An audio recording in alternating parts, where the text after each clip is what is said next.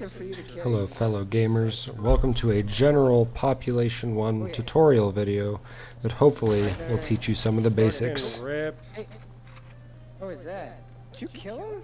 Feel free to skip any of this video if you guys feel like you already understand it. This will be a pretty baseline one. I might have a more advanced tutorial a little bit later on depending on how this one does.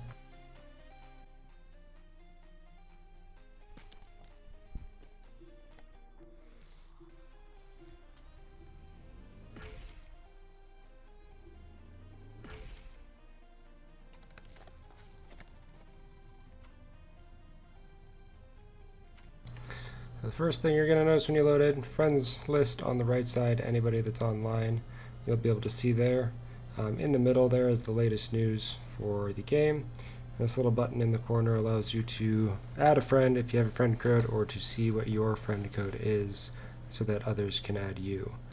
On the left here, you're going to see your daily challenges. You'll get one extra challenge every day, and that's for some extra XP. Once you're ready to go, you can go ahead and go to the home or the play and then hit that ready button. It's going to start trying to find you a match, and then once it finds a match, it'll make that little noise there and it'll let you know that it's placing.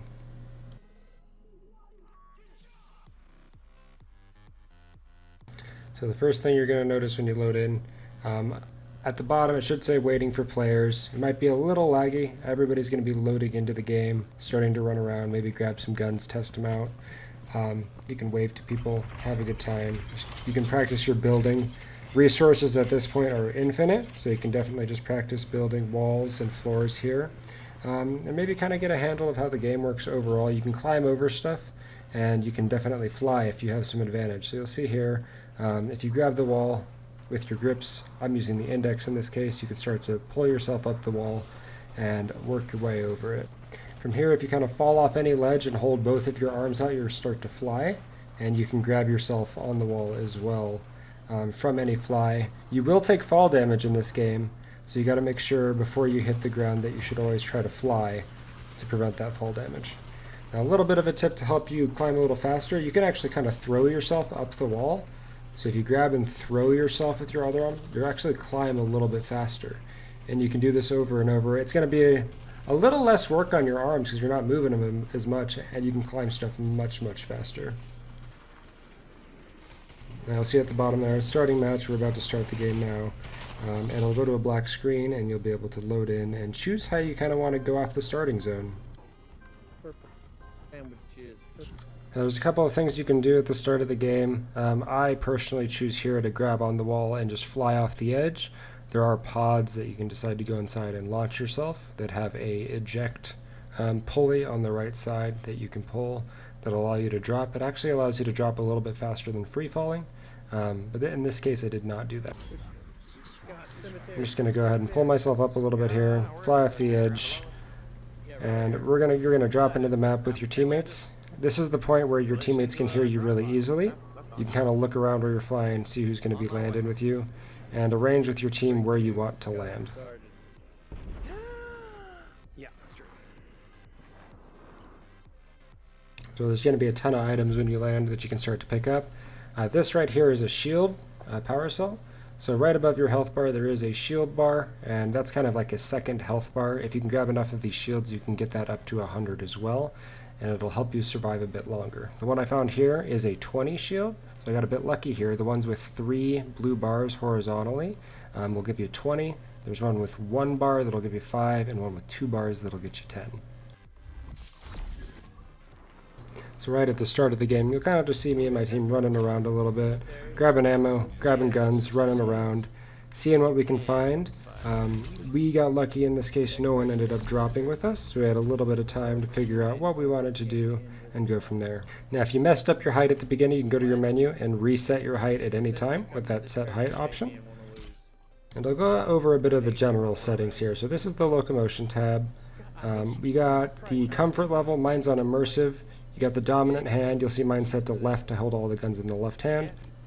So the locomotion here, forward motion, I like to set mine to head relative. This makes a lot more sense to me, coming from a lot of other FPS games. a lot of Halo, a lot of COD. This basically means whichever direction your head is facing, the controller will follow that direction instead of which way your controller is facing. So if your head's facing forward, the left and right on the controller will also make you dodge left and right based on where you're facing. I would recommend also testing out a couple of these options for yourselves, because something might work for you that isn't exactly what I'd use, and it might work better for you. So definitely mess around with a couple of these settings. I'll try to let you know what most of them do. I came to the cemetery. You said come to the cemetery. This is the cemetery. Now the next thing we have on here is turning style. I'll kind of go through them here. Snap turn makes it so it kind of jumps your camera one by one. I'm not quite sure what the auto snap does, to be honest. It looks like it does the same thing to me. I personally use the smooth turn, which I'll see in just a second here, which makes it so whichever direction you're holding, it's just a smooth transition. What I found is if you're new to VR, leaving it on snap turn actually might be better for you. It's kind of easier to get used to, and then once you kind of have your VR legs, you can change it to smooth. I would definitely recommend, if you are newer to VR, leaving this setting on could be very useful for you. And then once you go to the general settings here, you can see set the graphics. Mine's on ultra, just so that it runs a little bit faster, and you can change all the volume there as well. Now in this next part, you're going to see two options for the weapon settings, responsive and steady. They both have their own uses. Responsive will allow you to, when you move your gun, the gun will follow there almost instantly. Whereas for steady, it'll be a little bit dampened, so it'll allow it so when you move the gun, it's a little bit easier to steady. This is really useful for guns like sniper rifles. If you notice your hands have been shaking a ton when you're trying to shoot someone at long range, maybe turn up the dampening just a little bit, because that might help your shot. You'll see if I change it to steady here, it'll put both of the options at about half. You'll see here motion dampening. I'm trying to move my gun pretty fast. It's kind of staying pretty steady there, and you'll see me change it back to responsive here, so zero dampening, and you can just move your gun all over the place. It moves really as fast as your hand moves. So I'll let you have the. Also a reminder here that every time you find a gun on the ground, you will need to load it, so make sure you know how the guns in the game work and how to load each of them. There is also an option in settings under weapons that says grip toggle. Now if you click that, it'll make it so you only need to press once to hold onto the front of your gun. This is useful for people who find themselves letting go of their gun for no reason sometimes. Right here I slow down a little bit. I hear some footsteps on the other side of the wall. I'm checking to see who I might be able to hear. I could ping for my teammate. Now my ping by default is up on my right hand. The reason for that is because I have it set to left-handed. I imagine it would be the opposite for anybody that's using right-handed by default. So top button on the left hand, I just press it once. If you hold the button down, you actually get access to a wheel where you can access enemy, I need help, all sorts of different commands. I find generally, for the most part, just the standard blue ping is good enough to let your teammates know. And we're always in voice chat here, so if you just, ping and then let your teammates know, hey, I saw someone over at this ping, they should be able to find it pretty quick. Oh, dude's getting shot. Now you're going to see three different types of numbers on screen here. You're going to see a red number, a yellow number, and a blue number. So what do each of those mean? The blue number itself means that you are breaking into someone's shields, and there will be a noise confirmation once you break their shield. I'll try to play that noise for you right now. So that noise confirmation is to let you know that you did break their shield and you are cutting into their health. And we can see that visually with the numbers here. So the yellow numbers means you are hitting someone directly in their health bar. The red numbers actually mean you scored a critical hit on them. So you'll see a red number here. That means I was shooting this guy in the head for a couple of my bullets here and doing a little bit extra damage. So right here I started to get shot from the side. I froze the frame for you guys so you can see it. There's a red arrow at the bottom of the screen which actually shows which direction I'm getting shot from. And when you're out in the open like this, you'll see there's no cover really close to me on the left or right. The best option for you to do is start to build. So just to the right of the health bar there, there's a brick wall. That'll show how many building materials you have. Right now above that brick wall it says 12, so that means I can build 12 walls. You'll see just in a second here how I start laying them out. The default configuration to use the wall is you have to put your gun away and then you start pulling the trigger on that hand. So for me, because I have it set to left hand dominant, I'll put my gun away, I'll start pulling the trigger on my left hand, and you can see the outline for roughly where your wall is going to build. And this helps me get a little bit of cover to help me survive and get to the next wall over and kind of flank the enemy here.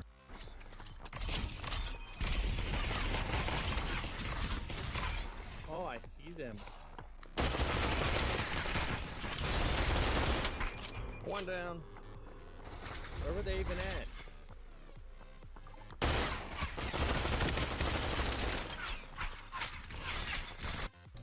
So I froze this frame for you guys to just go over a couple of pieces of information. You might have heard some beeping. That's the beeping that the game makes when your shield breaks. So always keep an ear out for that just in case it happens. You'll notice on the body there, every body for everybody you kill will always drop 20 shields. So always make sure you're taking a look out for maybe they'll have some ammo and you are completely out of ammo. And then everybody always drops 20 shields. So if you're low on shields, definitely keep an eye out for that. In this case, I noticed I'm less than half health because of that beeping. I notice I'm completely out of shields. I just back off to let my teammates handle this one.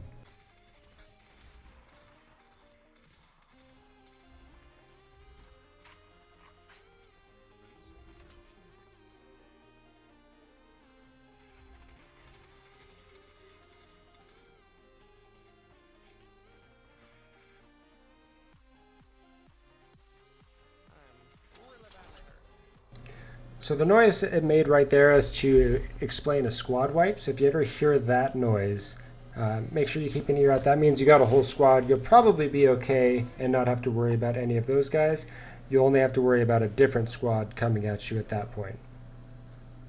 All of the windows and doors in this game are breakable. You just have to kind of press into them.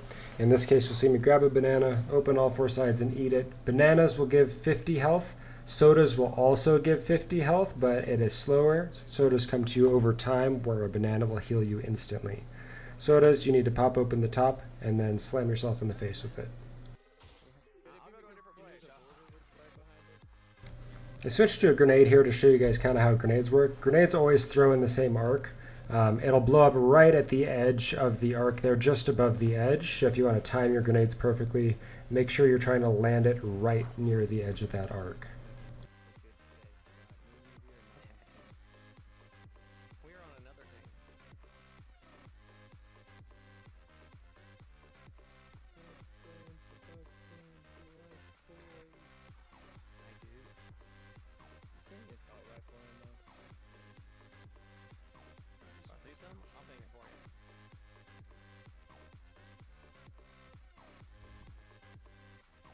Right here, you'll see me start to ping this building a lot. I did see some people at the top of this building. I want to let my team know.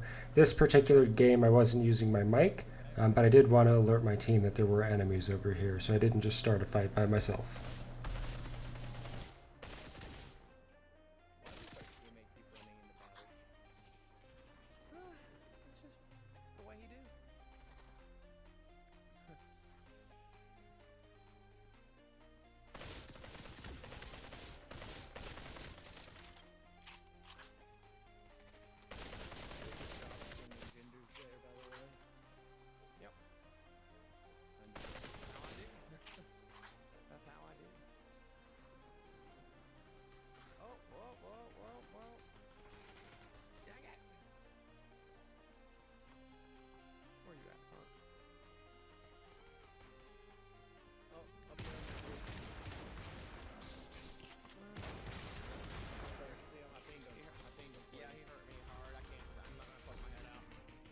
Always try to have an idea of where your team is. In this case, I push up a little bit. I know my team's behind me and they'll try to help back me up and they can give me some different angles.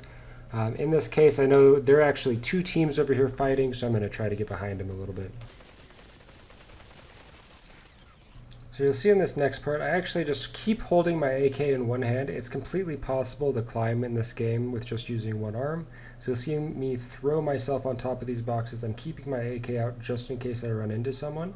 But you're able to throw yourself with one arm. You can even climb entire buildings with. It was actually really cool, and I'm almost dead.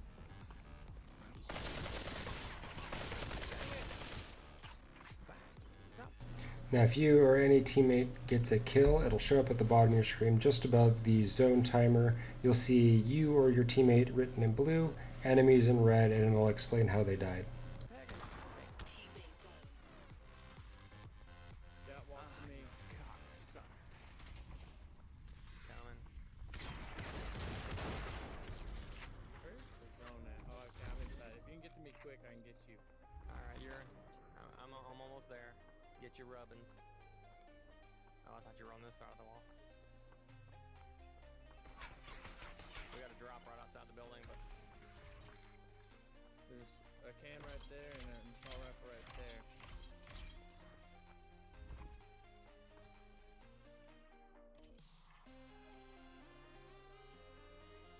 I wanted to freeze this frame to go over the map with you guys. At the top right there, you're going to see how many enemies are still alive. The red square in the middle is where the zone is currently. If you're outside that, you will take constant damage. The white square is where the square is moving to.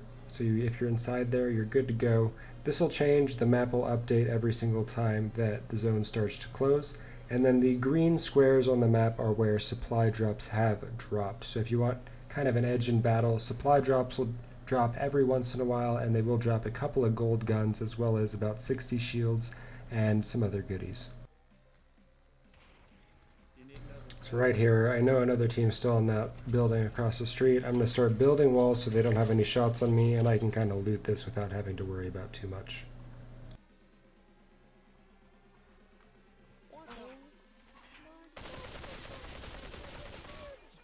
Hey, get down here and help me, please.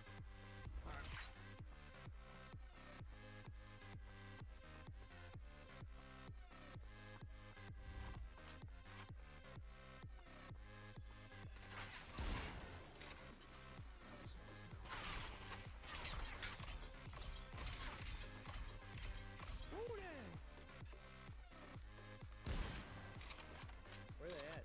People shooting I at don't me. know. They're coming though. Oh, top of that building. Oh, straight up this way too. Ah dang. Ah dang. I'm getting shot from both angles. Oh, somebody sniped him. Oh, that was our teammate. What is oh, I see one. Should be right over there. I was just trying to get out of that. Oh, nice. I hear another winner. Got him, Chris. Got him. There's another one right there if you can get him. What the hell? Oh, he's down. So right now, I know my teammate's dead. I start charging the defibrillator for him. It's good to do slow, big circles. That's how you charge it the fastest.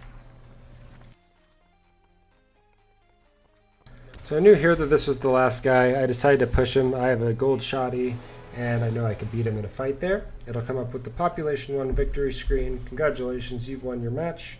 Afterwards, you'll get kind of all of the XP and where it came from, and then you'll get to see the end scores and the revives on each player. On the right side of the screen, you can add friends if you want to keep them as your friend. You can accept friend requests if people already sent them. So anybody on your team right here, you can add them, and you can look at the final scores.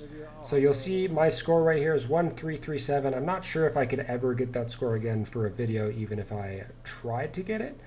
Just a lucky score there, but this is the final match screen, and then once you're done looking at all that, or when the timer expires, it'll take you back to the main menu.